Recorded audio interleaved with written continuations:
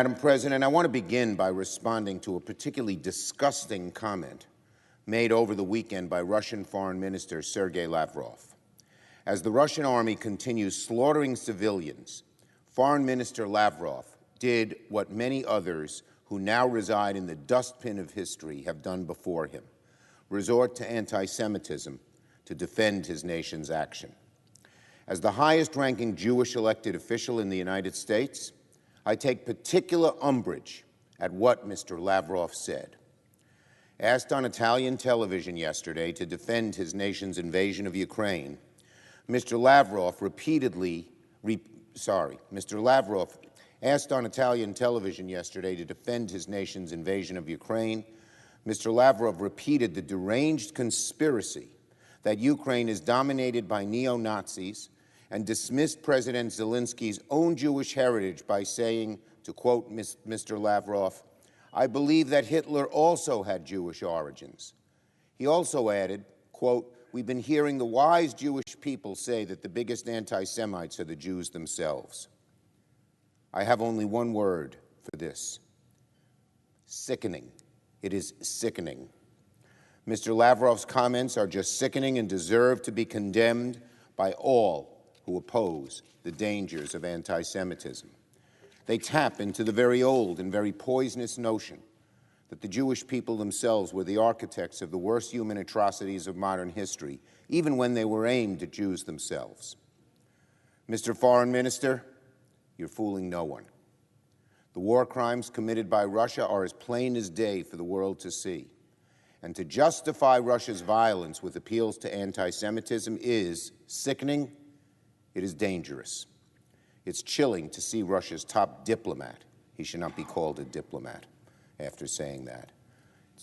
It's chilling to see Russia's top foreign policy person so casually spread disinformation about the history of the Holocaust in order to advance Mr. Putin's political and military agenda.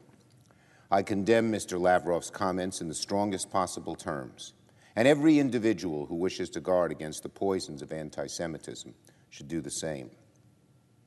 Now, Madam President, over the weekend, Speaker Pelosi led a delegation of House members to Ukraine and met with President Zelensky to pledge our country's support for the Ukrainian people.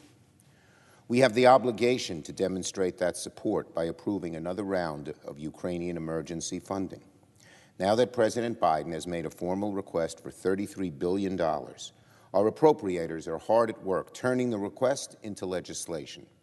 It is my hope that a bipartisan agreement can be reached very soon and that the Senate can begin processing this aid package on the floor as early as next week. Quickly approving this emergency funding for Ukraine is essential to helping the people of Ukraine in their fight against Russia. Again, I expect both sides to work quickly, decisively, and with bipartisan cooperation to get this aid out the door and onto the President's desk, just as we did for the first round of aid back in March. I will also work to include a provision that arms the federal government with the tools needed to liquidate assets the U.S. seized from Russian oligarchs, such as yachts, mansions, private jets, art collections, and the like. Specifically, the Senate should expand existing forfeiture laws that will turn up the heat on these corrupt individuals who made their ill-gotten gains from the vicious, evil, dictatorial Vladimir Putin. We need to go after these crooked oligarchs. They've gotten rich off Putin's regime. Their ill-gotten gains should have no safe refuge within the United States, and it would be great if the proceeds from these assets would be used to support the Ukrainian people. I think that's the right way to go, and I will work to see that the Senate acts in this space. 2 months into the war, it's clear that support from the United States and our allies has been essential in helping Ukraine resist Russia's invasion.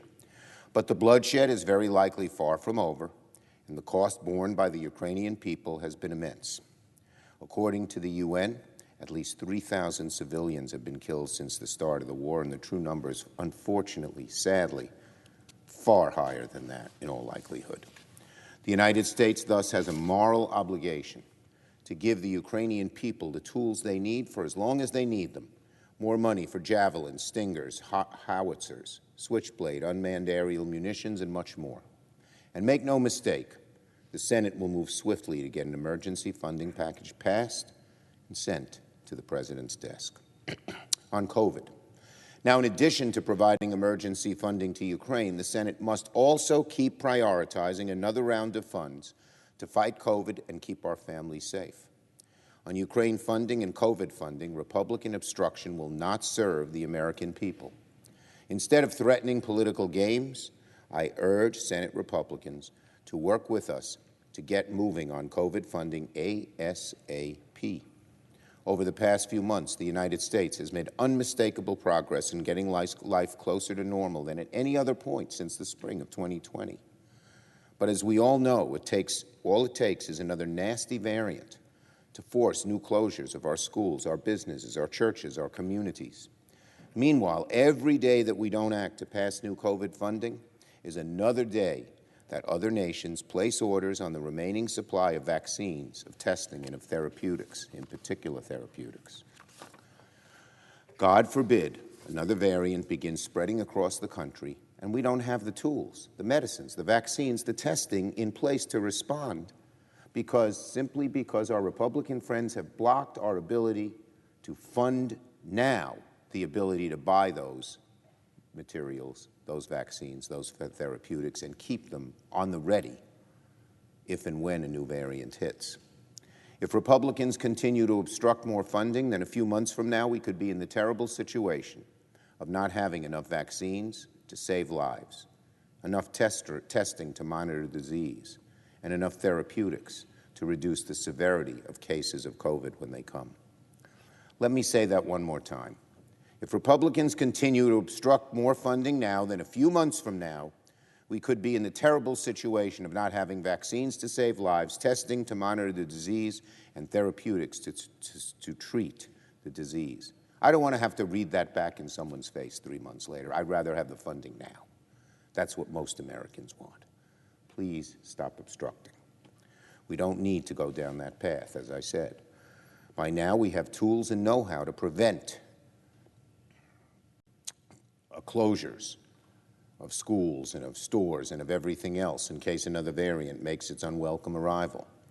Now what we need is the funding to actually purchase the tools. They've been developed by American ingenuity, American companies, but other countries are buying them because we, ridiculously, stupidly, are not funding them because of obstruction across the aisle, political objectives getting in the way of the health, vitality, and return to normal of the American people. So, we need to fund these, we need to actually purchase these tools now so that we're ready. Republicans should work with Democrats to pass another COVID funding bill ASAP. It's not really much harder than that. I yield the floor and note the absence of a quorum. The clerk will call the roll.